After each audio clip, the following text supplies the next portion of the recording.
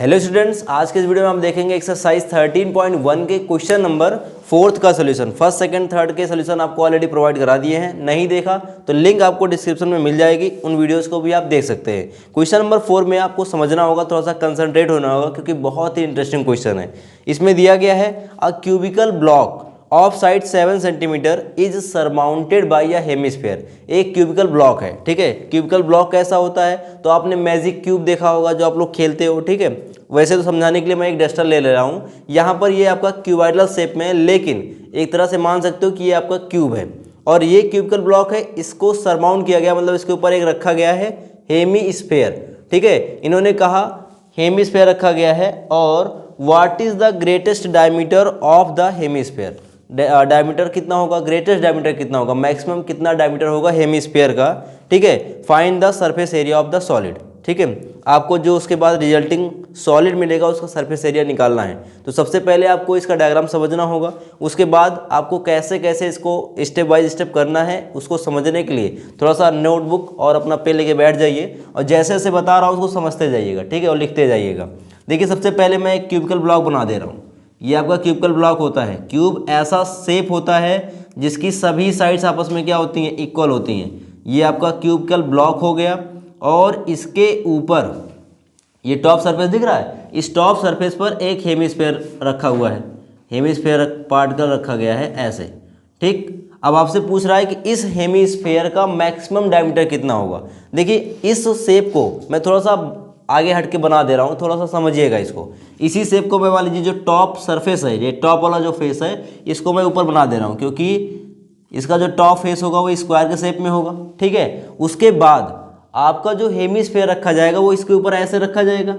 याद करिए, मान लीजिए आपके पास एक बॉल है जो आधी से हाफ से कट कर दी जाए तो जो बॉल का हाफ शेप होता है ना वो वाला, वही आपका क्या होता है हेमिस्फीयर। उसको मैंने लाकर यहाँ पर ऐसे रख दिया, ठीक है। तो जो नीचे वाला सरफेस होता है हेमिस्फीयर का, ठीक है, एक्चुअली हेमिस्फीयर ऐसे होता है ये वाला पार्ट, ठीक है। तो जो ये वाला पार्ट होता है वो सर्कुलर होता है और वो सर्कुलर पार्ट कहाँ पे रुकेगा, ऐसे रखा जाएगा। तो जब ये ऐसा रखा जाएगा तो ये मैक्सिमम इसको ऐसे कवर कर सकता है, ठीक है। तो जो इसका मैक्सिमम डायमीटर होने का केस है वो है इसके साइड के बराबर, ठीक है। जितनी बड़ी क्यूब की साइड होगी उतना बड़ा इसका डायमीटर मैक्सिमम हो सकता है, ठीक है। ढकने के लिए मैक्सिमम जो होगा वो होगा इसकी साइड की लेंथ। क्लियर हो गया ये चीज़। अब देखिए इसको समझिएगा। इन्होंने कहा कि what is the maximum diameter of the hemisphere, तो मैक्सिमम डायमीटर आ गया 7। क्लियर, क्योंकि जो क्यूब की साइड थी वो कितनी थी, 7 सेंटीमीटर थी, तो इसका डायमीटर भी कितना हो जाएगा, 7 सेंटीमीटर हो जाएगा, ठीक। उसके बाद एक चीज़ और आपको ऑब्जर्व करना है कि आपसे पूछा गया है कि सॉलिड का सरफेस एरिया कितना होगा। सरफेस एरिया का मतलब होता है जहाँ जहाँ सरफेस आपको दिखे वहीं आपको एरिया फाइंड आउट करना है, ठीक है। अब इसका सरफेस है कहाँ पर, ध्यान से सुनिएगा। सबसे पहली चीज़ ऊपर वाला भूल जाइए, ऊपर वाला बिल्कुल भूल जाइए। आपके पास कितने सरफेस उसके बाद बच रहे हैं, तो 5 सरफेस। एक तो ये हो गया, ठीक है, एक नीचे वाला हो गया बॉटम वाला, एक फ्रंट वाला, एक साइड वाला और एक पीछे वाला, 5 सरफेस ये हो गए। और जो टॉप सरफेस था उस पे आपको सरफेस कहाँ मिलेगा, देखिए एक तो ये हेमिस्फेरिकल पार्ट का सरफेस एरिया हो गया, है कि नहीं, कर्व सरफेस एरिया ये तो रहेगा ना।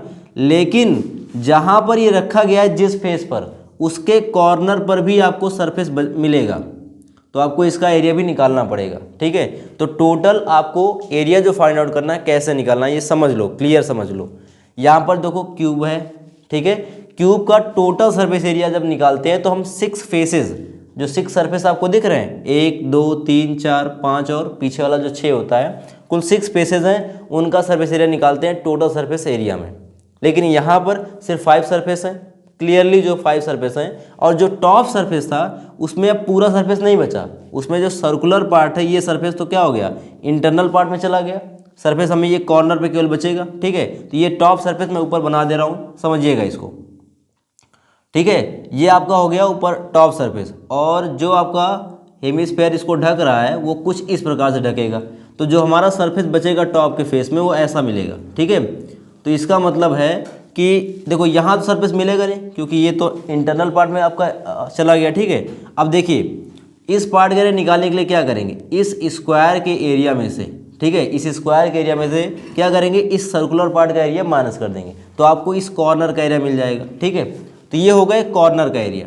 बाकी बच रहा है ये 5 फेस और ये हेमी स्फेरिकल पार्ट का एरिया। ठीक है, अब देखते हैं, बस इसी चीज़ को मैं यहाँ पर रिप्रेजेंट करने चल रहा हूँ। तो मैं लिखूँगा सॉल्यूशन में, सबसे पहले ध्यान दीजिएगा, साइड ऑफ, ठीक है, साइड ऑफ क्यू कितना दिया गया है 7 centimetre, therefore diameter of hemispherical part, hemispherical part का डायमीटर डी रिप्रेजेंट किया जाएगा, कितना हो जाएगा 7 सेंटीमीटर। सो आप निकालेंगे radius of hemispherical part. देखो रेडियस जो होता है वो होता है डायमीटर का आधा। हेमी स्फेरिकल पार्ट इसको r से रिप्रेजेंट करते हैं तो 7/2 कर देते हैं, 7 का आधा हो जाएगा 7/2 सेंटीमीटर। ठीक है, ये हो गया। अब देखिए सिंपल सी चीज़ है, आपको निकालना है surface area of solid, surface area of solid. इसके लिए क्या करेंगे, सबसे पहली चीज़ इसके टोटल सरफेस एरिया को देखेंगे। तो टोटल सरफेस एरिया होता है 6L², ठीक है 6L²। फिर ऊपर जो है टोटल निकालेंगे, 6L² होता है, लेकिन ऊपर तो ये केवल इतना पार्ट तो सरफेस में है ही नहीं ना, सरफेस में तो केवल ये पार्ट है। तो 6 फेसेस के एरिया में से आपको ये एरिया क्या करना पड़ेगा, माइनस करना पड़ेगा। तो माइनस वो सर्कल है और सर्कल का एरिया होता है πr²। ठीक है, इसको निकाल दिया। उसके बाद आपका ये बन गया CSA, एक आपका फेस ये भी हो गया। ठीक है, तो इसका एरिया निकालते हैं, CSA किसका, हेमिस्फीयर का, कितना होता है 2πr²। ठीक है, देखो इससे क्या मिलेगा, इससे मिलेगा इन 5 सरफेस के एरिया और ये कॉर्नर का एरिया। क्यों ऐसा मैंने किया भाई, टोटल सरफेस एरिया होता है 6L², लेकिन ऊपर का जो टॉप सरफेस था वो तो पूरा तो है नहीं ना, उस पर तो ये पार्ट ढक लिया गया है। तो इतना सरफेस मतलब इतना एरिया तो आपका निकल गया।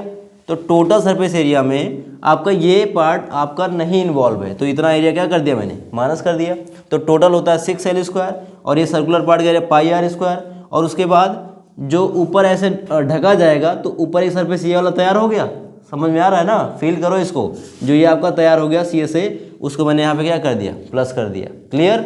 अब वैल्यू केवल इसको सिंप्लीफाई कर लीजिए, 6L² माइनस का πr² प्लस आगे आ गया 2πr²। देखिए 2πr² से 1πr² सेपरेट कर देंगे तो बचेगा सिर्फ πr², वो भी प्लस में, क्योंकि बड़ा नंबर क्या था, प्लस था। अब वैल्यू पुट कर दीजिए भैया, 6 इंटू साइड कितनी थी 7, तो 7 का स्क्वायर कर दिया प्लस 22/7, ये पाई की वैल्यू है। और रेडियस आपको दिया गया है कितना, यहाँ पे हमने निकाला रेडियस कितना दिया गया है 7/2, तो मैं यहाँ पे लिख सकता हूँ 7/2 का होल स्क्वायर।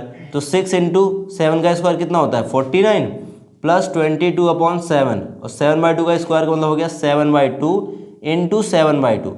ये 7 क्या हो गया, कैंसिल हो गया, 2 से काटेंगे तो 11 बार कट जाएगा। तो मैं इसको मल्टीप्लाई कर देता हूँ, 6 9 जा 54 हो गया, 5 बच रहा है, 6 हो जाए 24 और 5 ऐड कर देंगे तो 29 हो गया, प्लस 11 7 जा हो गया 77 डिवाइड बाई 2।